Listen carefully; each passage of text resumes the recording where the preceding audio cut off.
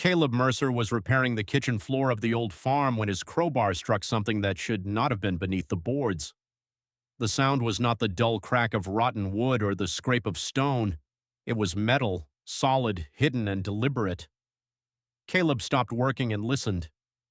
Outside, trucks from Halden Development moved along the gravel road, carrying fencing and survey equipment toward the eastern field. In 6 days, the farm would officially belong to them. In less than a month, the farmhouse, barns, orchard, and 70 acres of pasture would be demolished to make room for luxury homes surrounding an artificial lake. Caleb had been ordered to clear out anything useful before the sale closed. His grandmother's furniture had already gone to auction. The tractors had been sold. Even the old red barn doors were marked for removal because the developer planned to use them as decorations inside the new clubhouse. The only things left were dust, empty rooms, and memories that no one in the wealthy Harrow family considered valuable. Caleb knelt beside the loose floorboard and pushed the crowbar deeper. At 37, he was strong from years of construction work, but the oak plank resisted him. His grandfather had built the kitchen floor to survive generations. It took several minutes before the nails released with a long, painful groan. Beneath the board was a narrow cavity cut between two joists. Inside lay a rusted metal box wrapped in oilcloth. Caleb stared at it, suddenly aware that the house had become quiet around him. He lifted the box out and brushed away decades of dust. Scratched into the lid were two initials, E.M. They belonged to his grandfather, Ezekiel Mercer, a black farmer who had spent 42 years working this land while the Harrows claimed it as part of their family legacy. Caleb opened the box. On top lay a folded property map, several letters, a bank ledger, and a yellow deed bearing the names Theodore Harrow and Ezekiel Mercer as equal owners of Willow Bend Farm. 6 weeks earlier, no one had mentioned Ezekiel's name when billionaire Vernon Harrow died. Newspapers described Vernon as the last great steward of a farm that had remained in the Harrow family for nearly a century. Photographs showed him standing beneath the orchard trees in expensive boots that had never touched mud before the camera arrived. His obituary praised his devotion to rural preservation, though he had spent most of his adult life in penthouses, boardrooms, and private clubs. The actual work at Willow Bend had been done by Ezekiel, then by Caleb's father Isaiah, and finally by Caleb whenever repairs became too expensive for the estate manager to approve. Vernon's widow, Seraphina Harrow, inherited the property along with investment accounts, hotels, and shares in Harrow Capital. At 59, Seraphina was elegant, calculating, and accustomed to treating land as a figure on a balance sheet. She visited Willow Bend 10 days after the funeral with her stepson Preston and a representative from Halden Development. Caleb was repairing a broken fence when 3 black SUVs stopped beside the farmhouse. Seraphina stepped out wearing cream trousers and shoes unsuitable for gravel. She looked across the fields without greeting him. "The western section is larger than I remember," she said to the developer. Preston checked a digital map on his tablet. 71 acres total, not counting the conservation strip. Caleb set down his hammer. Mr. Harrow promised the farm would never be developed. Seraphina glanced at him. "My husband made many sentimental statements during his illness. He said it before he became ill. And yet he left the property to me." The developer, Grant Halden, smiled politely. "We intend to preserve some of the visual character. The farmhouse timber can be reused in the community center." Caleb looked toward the house where his grandfather had eaten dinner after 14-hour workdays. "You mean you'll tear it down and hang pieces of it on a wall?" Preston stepped closer. "You are here to maintain the property, not comment on family decisions." Caleb looked at him. "My family maintained this property before you were born. As employees." "That isn't how my grandfather described it." Seraphina's expression sharpened. "Your grandfather was treated very generously by Vernon's father. He was given a cottage, wages, and the right to farm several fields for himself. He built the cottage. Then he was resourceful." She turned toward Grant. "Continue the survey." Caleb had grown up hearing fragments of a different history. Ezekiel said Willow Bend began as two families trying to survive after the Great Depression. Theodore Harrow had inherited land burdened by debt but knew almost nothing about farming. Ezekiel, the son of a tenant farmer, understood soil, livestock, and irrigation. He had savings from years of railroad work and invested them in seed, equipment, and overdue taxes. Together, the two men rescued the farm.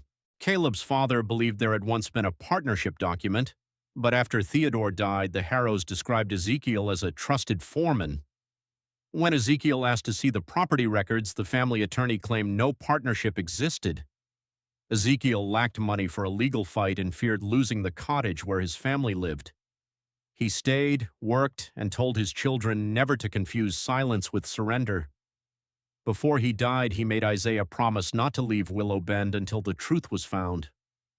Isaiah searched the barns, office, and attic but discovered nothing. He died believing the documents had been destroyed. Caleb continued caring for the farm partly because of that promise, even when the Harrows reduced his position to an independent maintenance contract and stopped allowing him access to the main house. The sale agreement gave Caleb 30 days to leave the cottage. Serafina offered him $10,000 if he signed a document releasing the estate from all claims connected to his family's occupation of the land. "What claims?" Caleb asked when Preston presented the papers. "Standard legal language." "Then remove it." "It cannot be removed." "Why would your lawyers need protection from a farm worker whose family never owned anything?" Preston folded the agreement. "Do not make this harder than necessary." Caleb refused to sign. 2 days later, the electricity to his cottage was disconnected. The estate manager claimed it was an administrative error. The power returned only after Caleb contacted the utility company himself and proved the bill was current. Next, someone entered the cottage while he was away and searched the desk where Isaiah's papers were stored. Nothing was taken, but drawers were left open. Caleb reported it to Serafina. She suggested he had forgotten how he left the room. That was when he understood the Harrows were not merely selling the farm. They were afraid his family still possessed something. Now, kneeling beside the open floor, Caleb examined the hidden documents one by one. The deed was dated April 9th, 1938. It transferred Willow Bend Farm from a regional bank into the joint ownership of Theodore James Harrow and Ezekiel Amos Mercer, each holding an undivided 50% interest. A second agreement described their partnership. Theodore contributed the inherited residence and family name. Ezekiel contributed cash, equipment, and labor. Profits and property rights would be divided equally. The ledger showed Ezekiel paying back taxes, purchasing livestock, and covering mortgage installments during years when Theodore withdrew money for personal expenses. There were letters, too. In one, Theodore thanked Ezekiel for preventing foreclosure. In another, written 2 years before Theodore's death, he promised to record Ezekiel's interest publicly after pressure from his family eased. The final document was more disturbing. It was a later deed naming Theodore Harrow as sole owner. Ezekiel's signature appeared at the bottom, but Caleb knew immediately it was false. His grandfather always formed the letter E with a distinctive backward curve. The signature on the transfer was smooth and unfamiliar. Attached to the deed was a note in Theodore's handwriting. "Martin says the Mercer transfer is necessary before the bank review. Ezekiel will object, but he cannot afford to challenge us." Caleb photographed everything before removing the box. Then he called attorney Lenora Briggs, a property lawyer who had represented his father in a labor dispute years earlier. She was 64, direct, and unimpressed by famous surnames. Caleb drove the documents to her office that evening. Lenora examined them beneath a bright desk lamp, using gloves and a magnifying glass. "Do not tell the Harrows you found this," she said. "The sale closes in 6 days." "Can they sell land they don't fully own?" "Not legally, but we need the court to recognize your claim before the title transfers." She pointed to the original deed. "This is strong, but they will attack its authenticity and argue that any Mercer interest was later surrendered. The second signature is forged. We will need proof." Caleb placed Ezekiel's letters and personal records on the table. There are dozens of real signatures. Lenora nodded. Good. We also need the county archive, tax records, and the original bank file if it still exists. How long will that take? Longer than 6 days. She reached for the phone. So first we stop the sale. The next morning, Serafina was hosting a farewell luncheon at Willow Bend for investors and local officials. White tables stood beneath the orchard trees. A photographer directed her beside the farmhouse while Grant Halden explained the development plans to reporters. We're honoring the history of the land while creating a new future, he said. Caleb arrived in his work truck just as Lenora's process server handed Serafina the emergency court order. Her smile disappeared before the cameras. What is this? She demanded. A temporary injunction preventing the sale, demolition, transfer, or alteration of Willow Bend Farm, the server replied. Preston took the papers and began reading. His face changed. Serafina looked toward Caleb. What have you done? Protected my family's property. Guests turned. Grant Halden stepped away from the microphones. Preston approached Caleb with the order in his hand.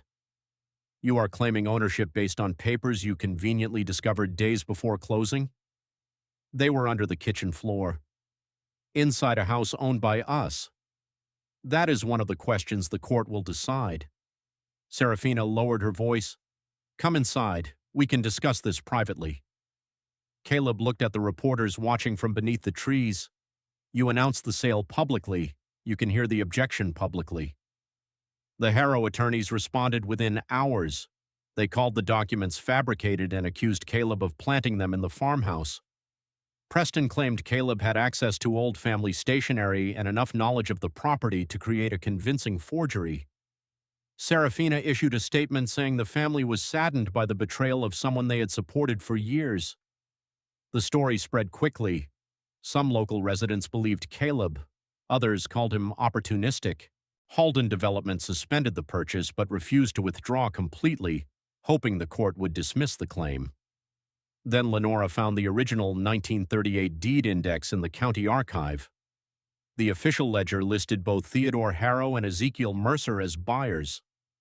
The full deed had been removed from the public file in 1951, the same year the questionable transfer was recorded. A retired clerk remembered that the Harrow family attorney had been granted unusual private access to county records during that period. The bank archive produced another copy of the partnership agreement, along with a canceled cashier's check showing that Ezekiel paid 48% of the farm's purchase price. Additional receipts brought his total contribution above Theodore's. A handwriting expert confirmed that Ezekiel's signature on the later transfer was forged. The ink had also been manufactured years after the date printed on the document. The fraud became impossible to explain as a misunderstanding, but the most important evidence came from Vernon Harrow himself. While reviewing the metal box, Lenora noticed that one floorboard had been marked with a small V near the nail head. Caleb returned to the farmhouse and searched the cavity again. Farther beneath the joist, he found a sealed plastic tube containing a flash drive and a letter addressed to the Mercer family. Vernon had hidden them 6 years earlier. In the recording, the billionaire sat inside the farmhouse kitchen, visibly older and without the confidence he displayed in public. He admitted discovering the original partnership documents after his father's death. His grandfather, Theodore, had forged Ezekiel's signature and bribed a clerk to remove the joint deed. Vernon intended to restore the ownership but delayed because Willow Bend had been used as collateral for several Harrow business loans. Revealing the fraud would have threatened the company during a financial crisis. I told myself I was protecting thousands of employees, he said. The truth is I was protecting the value of my name. He later paid off the loans and prepared a corrected deed, but Serafina discovered he was communicating with Isaiah Mercer. She persuaded Vernon to wait until after a major corporate sale. Isaiah died before the correction was completed. Vernon became ill soon afterward. If you are watching this, he said, then I failed to act while I still had the strength. Willow Bend belongs equally to the descendants of Ezekiel Mercer. If my family tries to sell it, stop them. Lenora played the recording during a court hearing packed with reporters. Serafina sat beside Preston without looking at Caleb. Her attorneys argued that Vernon's statement expressed guilt, but did not independently transfer title. Lenora agreed. She did not need the video to create ownership. The 1938 deed had already done that. The recording proved the Harrows knew the Mercer interest remained valid and concealed it. The judge extended the injunction and ordered a complete review of every mortgage, lease, and tax filing connected to the farm. Halden Development withdrew immediately and sued the Harrow estate for misrepresentation. Several lenders demanded explanations. Serafina's decision to rush the sale after Vernon's death began to look less like ordinary greed and more like an attempt to transfer the land before the Mercer claim surfaced. During discovery, emails showed that Preston found references to Ezekiel's ownership while reviewing Vernon's files 8 months before his death. He told Serafina that the Mercer issue could complicate any sale. Serafina instructed him to remove old papers from the farmhouse and offer Caleb a release before he learned what they meant. The search of Caleb's cottage had been ordered by the estate's private investigator. Serafina denied authorizing theft, but an invoice described the visit as document recovery. The family had known enough to be afraid and chosen concealment again. The case lasted 10 months. Caleb continued living in the cottage under a court protection, though the fields remained unused and the farmhouse stood empty. Every morning he walked the property with Ezekiel's map. The old lines still made sense. The orchard planted by 2 partners, the creek diversion his grandfather designed, the stone wall built during the first profitable year. For the first time, Caleb did not see the farm as a place his family had been allowed to occupy. He saw evidence of ownership everywhere. The final ruling recognized Ezekiel Mercer's 50% interest and declared the forged transfer void from the beginning. His share had passed to Isaiah and then to Caleb, Ezekiel's only surviving direct heir. The court also found that the Harrow family had benefited from decades of exclusive use and concealed income tied to the property. A separate damages phase could have lasted years. Serafina proposed settlement. She offered Caleb money far beyond what he had ever imagined in exchange for releasing his interest and allowing a new sale. He refused. "You can buy land from an owner," he told her. "You cannot pay him to pretend he never owned it."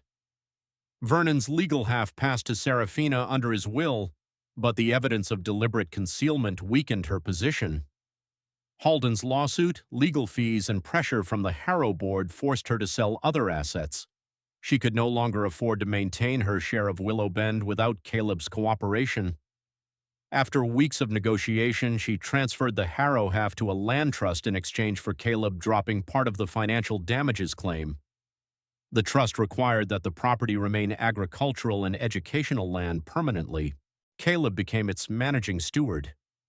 1 year after the development signs were removed, Willow Bend reopened as Mercer Harrow Farm. Caleb chose both names, despite objections from people who thought the Harrows deserved to be erased. "My grandfather built it with Theodore," he explained. The lie came later. Telling the truth means naming both men correctly. The farmhouse was restored rather than demolished. One room became a museum displaying the joint deed, bank ledger, and letters found beneath the floorboards. The kitchen floor remained mostly original. Caleb replaced the lifted plank with a glass panel so visitors could see the hidden cavity where the box had survived. The fields became a training farm for young growers who lacked family land. The barns housed agricultural workshops. A portion of the property supported families facing foreclosure, the same threat Ezekiel's money had once prevented. Caleb planted a new orchard beside the old one and named its first row after Isaiah. His teenage daughter Micah helped design an irrigation system based on Ezekiel's original notes. Serafina never returned publicly. Preston continued claiming the family had been deceived by outdated paperwork, though emails bearing his name remained part of the court record. Vernon's video played in the museum without edits. Caleb did not present him as a hero. Vernon had preserved the truth, but he had also delayed it. A confession hidden beneath a floor was still a form of silence. On the second anniversary of the court ruling, Caleb stood in the farmhouse kitchen while a group of students gathered around the glass panel. One boy asked why Ezekiel hid the documents instead of taking them to court. Caleb looked down at his grandfather's name on the deed. Because having the truth and having the power to defend it are not always the same thing, he said. He protected the proof until someone in our family had both. Outside, tractors moved across fields that should have been covered by luxury houses. Wind passed through the orchard. The old barn doors remained on their hinges instead of becoming decorations in a private clubhouse. Caleb stepped onto the porch and looked across the land his grandfather had saved twice, first with his money, then with the papers he hid beneath the floor. The billionaire's widow sold Willow Bend because she believed the Mercer family had been workers for so long that no one would question who truly owned the ground. But beneath the boards of the house Ezekiel helped build, his name had waited beside Theodore Harrow's on the original deed. Caleb did not discover a forgotten favor or a generous promise. He discovered proof that his family had never been guests on the farm. They had been owners from the beginning.